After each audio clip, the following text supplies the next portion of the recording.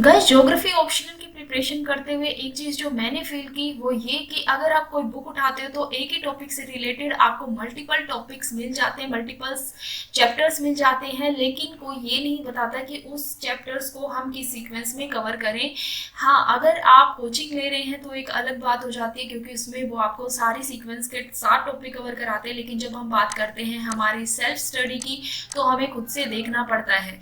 हमें ये भी बता दिया जाता है कि कौन सी बुक्स पढ़नी चाहिए, सिलेबस भी बता दिया जाता है, पीवाईक्यूज भी बता दिया जाता है, लेकिन कोई हमें ये नहीं बताता है कि उस पर्टिकुलर बुक से कौन से चैप्टर को आपको किस सीक्वेंस में पढ़ना चाहिए। तो हम इस वीडियो में बात करेंगे कि हमें सारे चैप्टर्स को कौन कौन से सीक्वेंस में पढ़ना चाहिए, किस तरीके से हमें सिलेबस को डिकोड करके देखना चाहिए, पीवाईक्यूज से कैसे रिलेट करना चाहिए, और कैसे हमारे आने वाले दिनों का जो है स्टडी प्लान होगा। तो हमारी वीडियो में बने रहिए, लेकिन उससे पहले welcome to study IAS link. इस ऑप्शनल के लिए हम क्या करेंगे कि हम इनसे रिलेटेड जितने भी टॉपिक्स हैं, चाहे वो पेपर 1 से लेके रिलेटेड हो, चाहे वो पेपर 2 से रिलेटेड हो, तो ये सारे टॉपिक्स को हम कवर करने की कोशिश करेंगे 1 बाय 1। तो स्टार्टिंग में जो आपके पास वीडियोस आएंगी, एक्चुअली वो वीडियोस कैसे होंगी कि स्टार्टिंग वाली वीडियोस में हम क्या करेंगे कि जितने भी इनके जो भी पार्ट्स बनते हैं ज्योग्राफी ऑप्शनल सिलेबस में, लाइक जियोमॉर्फोलॉजी एक टॉपिक खुद में बन जाता है, फिर इसके सब टॉपिक्स हो जाते हैं, क्लाइमेटोलॉजी एक टॉपिक खुद में होता है, फिर इसके सब टॉपिक्स होते हैं। तो सबसे पहले हम क्या करेंगे 1 बाय 1 कि हम सिलेबस देखेंगे पर्टिकुलर टॉपिक्स का, उसके सब टॉपिक्स देखेंगे और ये देखेंगे कि पीवाईक्यूज कैसे पूछे गए हैं और उसको हम कहाँ से कवर कर सकते हैं।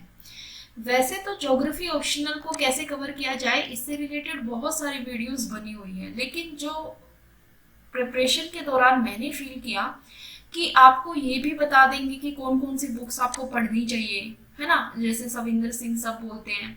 उसके बाद आपको ये पीवाईक्यूज में भी लेके चले जाएंगे, गो थ्रू करा देंगे कि ऐसे पीवाईक्यूज पूछे गए हैं। लेकिन जो अगर आप बुक को उठा के देखते हो तो उसमें जो चैप्टर्स होते हैं, कोई चैप्टर कहीं दिया है, कोई चैप्टर कहीं दिया है, आगे पीछे दिए हैं, लेकिन कोई ये नहीं बताता कि कौन से टॉपिक के लिए कौन सा चैप्टर आपको एक साथ पढ़ना चाहिए, है ना, जिस प्रॉब्लम को मैंने बहुत फेस किया है।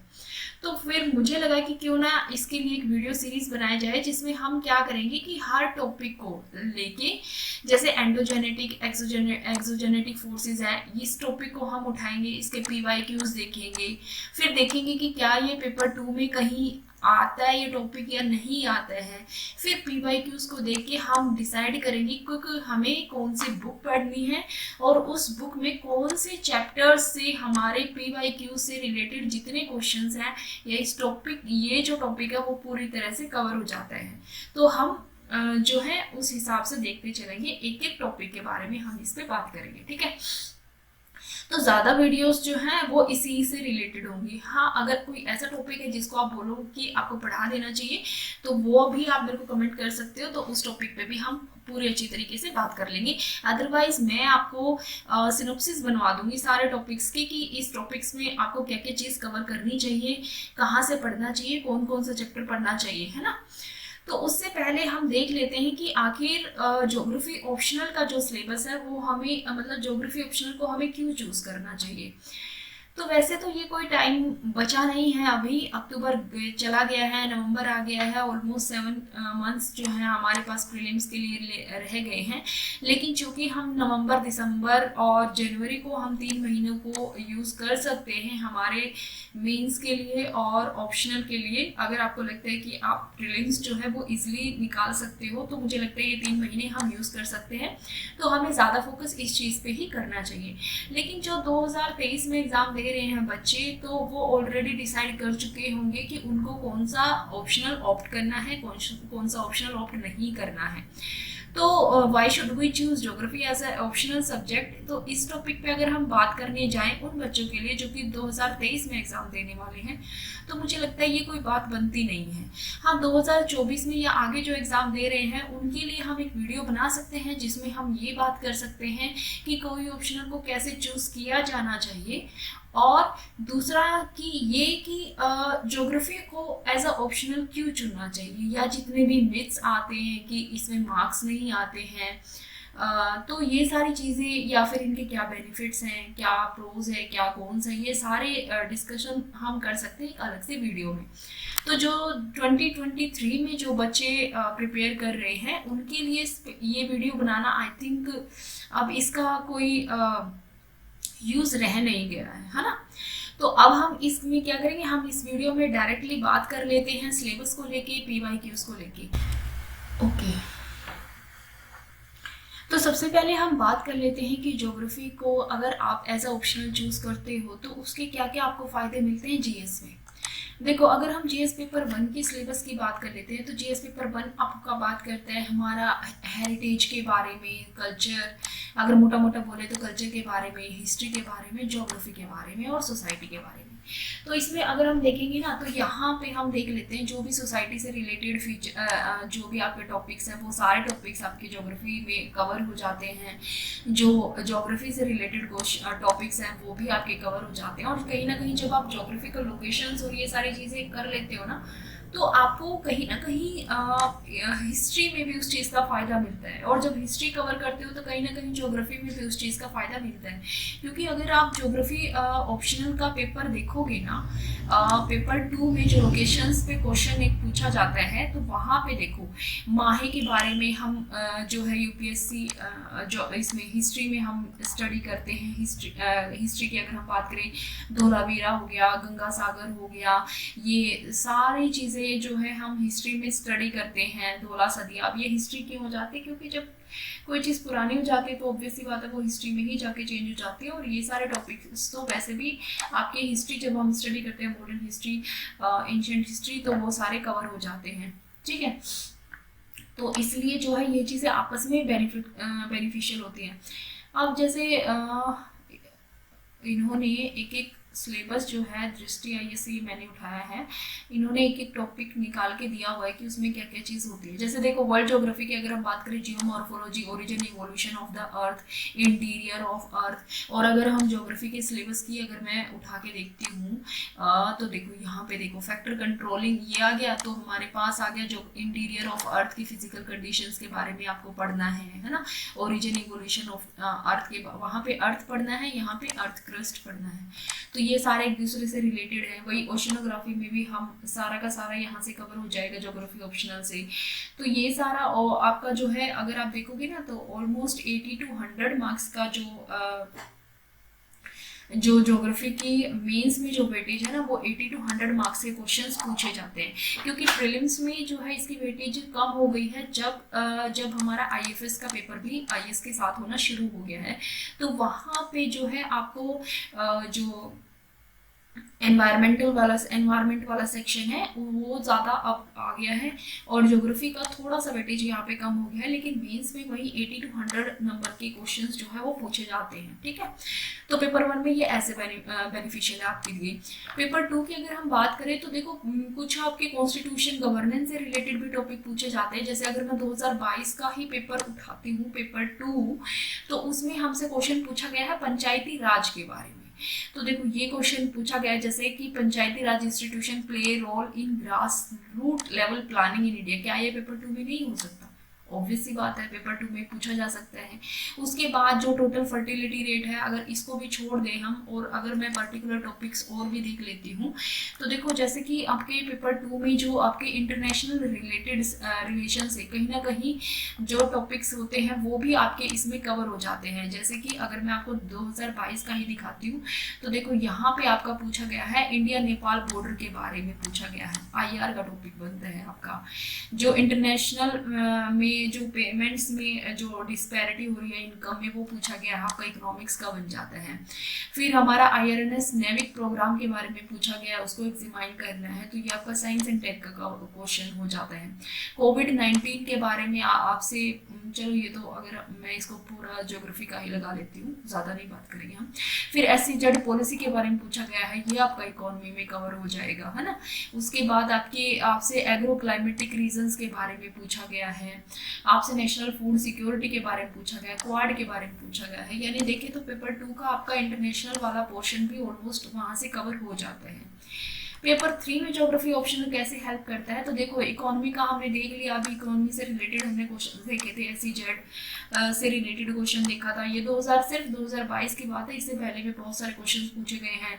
क्रॉप वाला जब आप देखोगे तो अगर आप क्रॉप वाला देखते हो तो क्रॉप वाला भी आपका पार्ट जो है वो हम देखेंगे तो कहाँ से कवर होता है, ज्योग्राफी 11th-12th की बुक से हम कवर करते हैं। फूड सिक्योरिटी, फूड सब्सिडी से रिलेटेड जो टॉपिक्स होते हैं वो ज्योग्राफी ऑप्शनल से कवर हो जाते हैं आपके। जो इंफ्रास्ट्रक्चर वाला टॉपिक है वो आपका ज्योग्राफी ऑप्शनल से कवर हो जाता है। लिबरलाइजेशन यहाँ से कवर हो जाता है। साइंस एंड टेक का भी आपने देख लिया, क्योंकि जो ज्योग्राफी ऑप्शनल है उसके खुद के सिलेबस में ही जो कंटेम्प्रेरी इश्यूज हैं ये सारे यहाँ पे एक अलग से टॉपिक दिया हुआ है आपका, जिसमें सारे टॉपिक्स कवर हो जाते हैं। उसके बाद डिजास्टर मैनेजमेंट जो एक इसमें अलग से टॉपिक है ये आपका कवर हो जाता है, और एनवायरनमेंट से रिलेटेड जितने भी टॉपिक्स हैं वो कवर हो जाते हैं। जैसे हमने अभी क्वेश्चन देखा था, जैसे एक क्वेश्चन हमने देख लिया, ये नेशनल फूड सिक्योरिटी वाला देख लिया, जो कि हम एग्रीकल्चर वाले से या इकोनॉमी से इसको रिलेट करके देख सकते हैं। दूसरा सबसे पहला क्वेश्चन ही इन्होंने पूछा हुआ था, वैसे तो बहुत सारे क्वेश्चन पूछे हैं बट फिर भी फॉरेस्ट राइट एक्ट के बारे में इन्होंने पूछ लिया, जो पेपर 2 में भी पूछ सकते हैं, पेपर 3 में भी पूछा जा सकता है ना। तो अगर हम ओवरऑल देखें तो जब हम ज्योग्राफी एज ऑप्शनल चूज करते हैं तो पेपर 1, पेपर 2, पेपर 3 का बहुत सारा पोर्शन जो है आपका ऑलरेडी कवर हो जाता है। उसको लिखने का थोड़ा तरीका अलग हो जाता है जब हम बात करेंगे ऑप्शनल सब्जेक्ट की या हम बात करेंगे GS पेपर की, तो उसको हम क्या करेंगे कि जो भी टॉपिक आएगा तो उससे रिलेटेड हम देख लेंगे कि GS में अगर ये टॉपिक आता है तो how should we write that, और अगर ये टॉपिक जो है आपका ऑप्शन में आता है तो हमें उसको कैसे लिखना चाहिए। ठीक है, तो अब हम बात कर लेते हैं कि क्यों चूज करना चाहिए। हमने देख लिया कि इतने सारे टॉपिक्स आपके कवर हो जाते हैं। बहुत सारी कमियां भी होती हैं क्योंकि बहुत लेंथी है, बहुत ज़्यादा लेंथी है, लेकिन अगर हम देखेंगे कि GS का बहुत सारा पोर्शन कवर हो जाता है तो फिर मुझे लगता है कि ज़्यादा लेंथी हमें इसको नहीं मान के चलना चाहिए। और कहीं ना कहीं जैसे डिजास्टर से रिलेटेड अगर कोई आपकी रिपोर्ट आती है या फिर मतलब कोई ऐसी आपको कोई ऐसी केस स्टडी मिलती है तो हम उनको एथिक्स में भी अगर आपसे ऐसा कोई क्वेश्चन पूछ लेते हैं तो उनको हम वहाँ भी एज एन एग्जाम्पल कोट्स कर सकते हैं। ठीक है, तो फिर हम देख लेते हैं आप ज्योग्राफी ऑप्शनल का सिलेबस। तो देखो इन्होंने क्या किया कि पेपर 1, पेपर 2 में डिवाइड तो कर दिया है, लेकिन बहुत सारे टॉपिक्स जो होते हैं ना वो इंटरलिंक्ड है। अगर हम जियोमॉर्फोलॉजी की बात करें तो जियोमॉर्फोलॉजी में जैसे यहाँ पे इन्होंने दे दिया, क्या क्या दिया है, factor controlling landform development, endogenetic exogenetic forces, origin, evolution of earth crust. सबसे पहली बात है कि अर्थ का यहाँ पे नहीं पूछा हुआ है, अर्थ की क्रस्ट का पूछा हुआ है, तो बहुत कंफ्यूजन होता है इसमें, इसको थोड़ा ध्यान देना है। उसके बाद हमसे जैसे प्लेट टेक्टोनिक्स के बारे में पूछा हुआ है, अर्थक्वेक, सुनामी के बारे में पूछा हुआ है। तो सबको पता है अगर सुनामी हम एनवायरमेंटल के ज्योग्राफी के साथ करेंगे तो ज़्यादा आई थिंक बेहतर रहता है उसको कवर करना, है ना। इसको इन्होंने फिजिकल ज्योग्राफी में दे दिया है। फिर ये डेनुडेशन, चैनल मॉर्फोलॉजी आ जाता है, स्लोप आ जाता है, इकोनॉमिक जियोलॉजी आ जाता है, आपका एनवायरमेंट वाला आ जाता है। तो इस एनवायरमेंट को अगर हम एनवायरमेंट ज्योग्राफी के साथ देखें तो ज़्यादा बेहतर है, और इकोनॉमिक जियोलॉजी को हम अगर इकोनॉमी वाले सेक्शन के साथ देखेंगे तो ज़्यादा बेहतर है।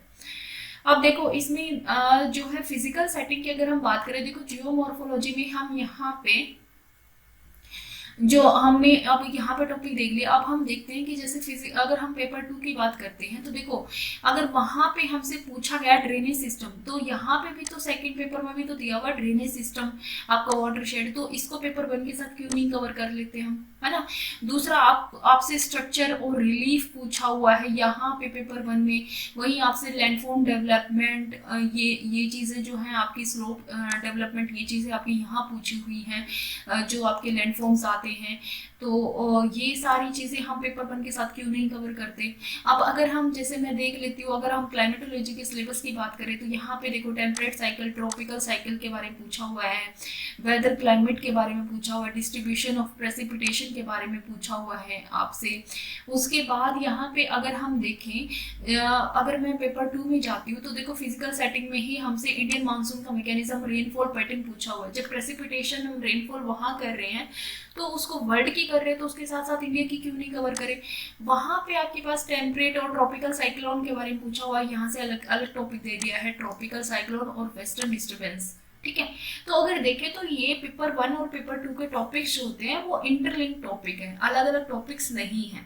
तो बेहतर है कि पेपर 1 और पेपर 2 दोनों को हम एक साथ मिला के अगर हम पढ़ें तो ज़्यादा बेहतर है, क्योंकि पेपर 1 जहाँ पे ज़्यादा फोकस करता है वर्ल्ड की तरफ, वहीं पेपर 2 फोकस करता है आपकी जो हम कहें बात अगर ज्योग्राफी ऑफ इंडिया की तरफ। ठीक है, तो बेहतर है कि दोनों को मिला के पढ़ लेंगे, हम अलग अलग नहीं पढ़ेंगे। ठीक है, अब उनको हम क्या करेंगे कि जब एक एक टॉपिक उठाएंगे ना, जैसे जियोमॉर्फोलॉजी वाले, तब हम क्या करेंगे पेपर 1 पेपर 2 दोनों के जो टॉपिक्स हैं उनको एक जगह लिख लेंगे और उस हिसाब से फिर हम कवर करते जाएंगे।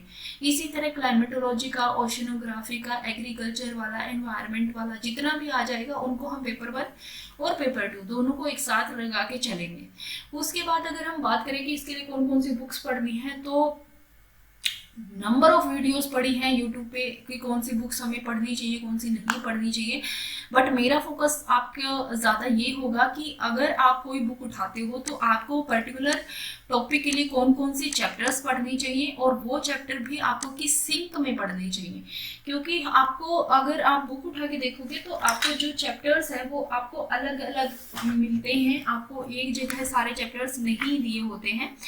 जैसे अगर मैं ओशनोग्राफी पढ़ रही थी, तो अगर मैं ओशनोग्राफी की बात कर लेती हूँ, तो जब आप बात करते हो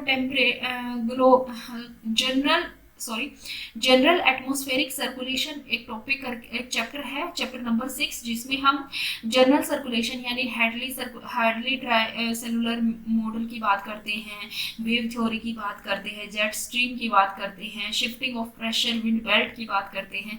तो उसके साथ साथ आपको जो है चैप्टर 11 भी आपको साइक्लोन, एंटी साइक्लोन वाला, फ्रंटोजेनेसिस वाला एक साथ पढ़ना पड़ता है ना, क्योंकि जब हम हेडली सेल, फेरल सेल की बात करते हैं तो वहीं पे तो आपके साइक्लोन बनते हैं। तो जब आप दोनों टॉपिक्स को एक साथ कवर नहीं करोगे तो फिर कैसे आपका काम चलेगा ना। तो हम एक एक टॉपिक को कवर करते हुए जाएंगे और आपको बताएंगे कि कौन सा टॉपिक कवर करना है, कौन सा नहीं।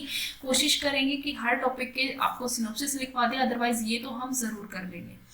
दूसरा काम हमारा क्या है कि हमने सिलेबस देख लिया, दूसरा काम हमारा है कि हम PYQs देखेंगे। ठीक है, अगर हम बात करते हैं PYQs की, तो मेरे को ये सिनॉप्सिस IAS की बनी हुई एक पूरी PDF मिल गई थी। इसमें 1979 से 2021 तक के जो दिया हुआ है इन्होंने क्वेश्चंस हैं। 2022 के हम खुद ऐड कर लेंगे, तो मुझे लगा ज़्यादा मेहनत नहीं करनी चाहिए, तो यहीं से हम देख लेंगे तो हमें पता चल जाएगा। देखो, जैसे origin and evolution of earth crust है, यहाँ से अब तक कोई क्वेश्चन नहीं आया हुआ, लेकिन अगर हम अभी के पेपर देखेंगे ना 2022 के, तो बहुत सारे टॉपिक्स ऐसे हैं जो कि चाहे वो GS की बात लगा के चले, ऑप्शनल की बात लगा के चले, पहले क्वेश्चंस नहीं पूछे हुए, लेकिन अब UPSC क्वेश्चन पूछ रहे हैं, क्योंकि एक टॉपिक से कितने क्वेश्चन पूछ सकता है ना।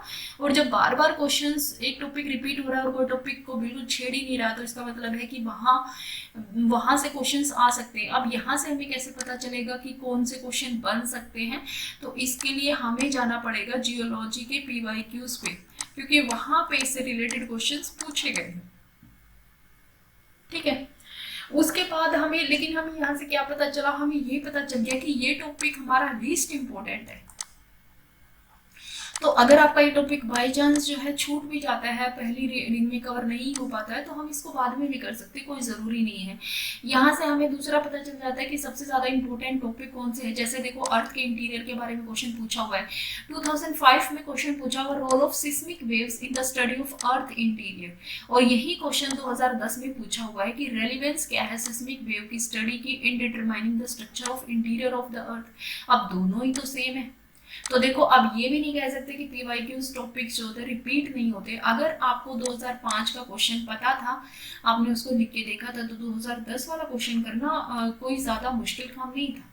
उसके बाद अगर हम और देख लेते हैं, जैसे कॉन्टिनेंटल ड्रिफ्ट, प्लेट टेक्टोनिक, बहुत क्वेश्चंस पूछे गए हैं, लगातार क्वेश्चन पूछे गए हैं आपसे, है ना। अब यहाँ पे पूछा गया है, जैसे 2021 का ही क्वेश्चन है, आपको बताना है कि जो प्लेट टेक्टोनिक का कंसेप्ट वो कैसे डिराइव होता है आइसोस्टेसी और कॉन्टिनेंटल ड्रिफ्ट थ्योरी से। अब देखो, अगर हम पहले PYQs देख लेते तो यहाँ पे देखो आपको डिटेल बताने कॉन्टिनेंटल ड्रिफ्ट थ्योरी की, यहाँ पे कवर हो नहीं जाता, तो ऑब्वियसली बात है यहाँ पे कवर हो जाता है। आपको शॉर्ट नोट लिखना है प्लेट टेक्टोनिक पे, तो क्या ये चीज़ें हम नहीं लिखेंगे? ऑब्वियसली बात है लिखेंगे। कॉन्टिनेंटल ड्रिफ्ट थ्योरी की जब लिमिटेशन हुई तभी तो प्लेट टेक्टोनिक थ्योरी आई थी, तो यानी ये सारे क्वेश्चंस यहाँ पे कवर हो जाते हैं आपके। उसके बाद देखो यहाँ पे फिर से पूछा हुआ है कॉन्टिनेंटल ड्रिफ्ट थ्योरी, फिर से प्लेट टेक्टोनिक को बताना है, फिर से आपको continental drift theory plate tectonic, यानी कि बार बार आपसे क्वेश्चंस रिपीट हो रहे हैं। तो ऐसा नहीं है कि कोई बोलता है अगर क्वेश्चन रिपीट नहीं होते तो होते हैं, एग्जैक्ट क्वेश्चंस भी रिपीट होते हैं। अगर हम माउंटेन बिल्डिंग की बात करें, देखो क्वेश्चन पूछा गया है वर्ड में बताना है माउंटेन बिल्डिंग की process with respect to Himalayas. उसके बाद आपसे पूछ लिया है माउंटेन बिल्डिंग प्रोसेस दोबारा बताना है, तो ऑब्वियसली बात है आप बता दो कि क्या फर्क पड़ता है, प्लेट टेक्टोनिक से कैसे रिलेट करता है, अभी हमने प्लेट टेक्टोनिक थ्योरी में देखा था। उसके बाद इन्होंने फिर से पूछ लिया स्पेशली हिमालय और अपलेंशियन माउंटेन के बारे में बताना है, तो क्यों नहीं बता सकते। अब ओरिजिन ऑफ हिमालय को देखो तो ये हिमालय के इवोल्यूशन के बारे में भी कितने सारे क्वेश्चंस इन्होंने पूछे हुए हैं, बार बार क्वेश्चंस रिपीट हो रहे हैं। तो हमें दो चीजें करनी है, सबसे पहले हमें ध्यान देना है कि सिलेबस में क्या है, एक एक जो कीवर्ड्स है सिलेबस का उसको उठाना है और फिर आपके सिलेबस को कवर करते चलना है। उनसे रिलेटेड कैसे कवर करना है, कई बार बोलते हैं कि PYQs पहले नहीं देखने चाहिए क्योंकि हमें डर लग जाता है कि पता नहीं हमें नहीं आता, हम कैसे कवर करेंगे, शायद हमसे नहीं हो सकता। पर मुझे लगता है कि सबसे पहले आपको PYQs ही देखने चाहिए, इससे आपको पता चल जाएगा कि एक टॉपिक में आपको कितने पर्सपेक्टिव दिए हुए हैं। लाइक अगर मैं प्लेट टेक्टोनिक की ही अगर मैं बात कर लेती हूँ ना यहाँ पे, तो देखो यहाँ से हमें पता चल जाता है कि प्लेट टेक्टोनिक में हमें क्या क्या पता होना चाहिए। सबसे पहले वो कौन सी थ्योरी से डिराइव हो रहे हैं, तो ये आइसोस्टेसी वाला कंसेप्ट आपको पता होना चाहिए, कॉन्टिनेंटल ड्रिफ्ट थ्योरी के बारे में पता होनी चाहिए। फिर इनकी कौन कौन सी इन्होंने आर्ग्यूमेंट्स दिए, कौन सी इनके अगेंस्ट में आर्ग्यूमेंट्स गए, वो सब कुछ पता होना चाहिए। फिर प्लेट टेक्टोनिक थ्योरीज जो है माउंटेन बिल्डिंग में कैसे हेल्प करती है वो पता होना चाहिए, अर्थक्वेक कैसे इससे रिलेटेड है वो सारी चीज़ें पता होनी चाहिए। फिर इनकी लिमिटेशंस पता होनी चाहिए, है ना, कैसे ये हेल्प करता है कॉन्टिनेंट की इवोल्यूशन में, वो सारी चीज़ें हमें पता होनी चाहिए। तो उसके अलावा और क्या ही टॉपिक यूपीएससी पूछ सकता है, थोड़ी बहुत हम कह सकते हैं लैंग्वेज चेंज हो सकती है, लेकिन आपको क्वेश्चंस तो बार बार वही होगा ना। अब जैसे देखो प्लेट टेक्टोनिक वाला आइसोस्टेसिस से रिलेटेड क्वेश्चन इन्होंने पूछा था 2021 में, तो यहाँ पे देखो थ्योरी ऑफ आइसोस्टेसिस, यहाँ पे क्रिटिकली उसको एनालाइज करना है। वही 2011 में फिर से उसके बाद बताया गया है कि एरी और प्रेट का कॉन्सेप्ट है, एरी और प्रेट का 2007 में पूछा गया था, उसके बाद 2011 में फिर से रिपीट हुआ है। तो क्वेश्चंस रिपीट हो रहे हैं, तो दो चीज़ें हमें ध्यान देनी है, PYQs और सिलेबस। अगर आपको नहीं पता चल रहा है किसी टॉपिक को उठा के कि how should I cover that topic, तो आपको सबसे पहले PYQs उठाने हैं, उसमें देखना है कि किस टाइप के क्वेश्चंस हैं, उनके डायमेंशंस आपको एक कॉपी में लिख लेने हैं कि मेरे को ये सारे डायमेंशंस यहाँ पे कवर करने हैं। लाइक मैं प्लेट टेक्टोनिक की अगर मैंने जैसे एग्जांपल दिया था, तो सबसे पहले प्लेट टेक्टोनिक में भी आपको प्लेट्स के बारे में पता होना चाहिए। फिर प्लेट टेक्टोनिक थ्योरी को दिया किसने है, फिर ये किस किस से इवॉल्व हुई है, फिर उनकी क्या कमियाँ थी, इसने उन कमियों को कैसे दूर किया, फिर ये प्रोसेस में हेल्प करता है माउंटेन बिल्डिंग में। फिर यहीं से रिलेटेड कॉन्सेप्ट आ जाता है वोल्केनो, हमने देखा है जो प्लेट बाउंड्रीज पे आते हैं। अर्थक्वेक से ये कैसे रिलेट करता है, तो ये सारी चीज़ें हमने देखी हैं। उसके बाद प्लेट जो टेक्टोनिक्स है, तो वो ये सारी चीज़ें होती कैसे हैं, जो प्लेट की मूवमेंट होती है, मूवमेंट होनी कैसे मूवमेंट हो सकती है, वो कन्वर्स कर सकते हैं, वो डाइवर्स कर सकते हैं एक दूसरे से, या वो एक दूसरे के पैरेलल भी चल सकते हैं। तो ये सारी चीज़ें पता होनी चाहिए। इनमें भी पता होना चाहिए कि जब आपका डाइवर्स जाता है तो क्या होता है, तो आपके फोल्ड बनते हैं, है ना। तो उसके बाद जब कन्वर्स हो जाता है तब जो आपके पास जो वोल्केनिज्म वाली प्रोसेस जो आ जाती है, या अर्थक्वेक आते हैं, तो आपके पास ये स्ट्रोंग आ जाते हैं, डीप अर्थक्वेक आ जाते हैं। तो ये सारे टॉपिक्स जो है आपको बहुत बहुत गहराई में कवर करने हैं, तो पेपर 1 और पेपर 2 आपका पूरा का पूरा कवर हो जाएगा, ठीक है। तो आई थिंक आज की वीडियो के लिए सिर्फ इतना ही। हम कल से क्या करेंगे कि एक कल से हमारी कल की वीडियो जो होगी वो होगी जियोमॉर्फोलॉजी की, पेपर 1 पेपर 2 के सिलेबस को कैसे इकट्ठा करना है, ठीक है। फिर उसके बाद इसके PYQs इसमें देख लेंगे कि कौन सा टॉपिक जो है ज़्यादा इम्पोर्टेंस रखता है, कौन सा टॉपिक कम इम्पोर्टेंस रखता है। उसके बाद हम जो नेक्स्ट वीडियोस बनाते जाएंगे वो फिर बनेगी ओशनोग्राफी की, ऐसे ही उससे रिलेटेड, और उनके बाद हम बनाएंगे कि इनके अंदर जो सब टॉपिक्स हैं, जैसे वोल्केनिसिटी वाला टॉपिक है या एंडोजेनेटिक एक्सोजेनेटिक फोर्सेस वाला टॉपिक है, इसके PYQs कैसे हैं, तो कौन सी बुक इससे पढ़नी चाहिए और उस बुक में पर्टिकुलर चैप्टर कौन सा पढ़ना चाहिए कि ये सारे क्वेश्चंस आपके कवर हो जाए। ठीक है।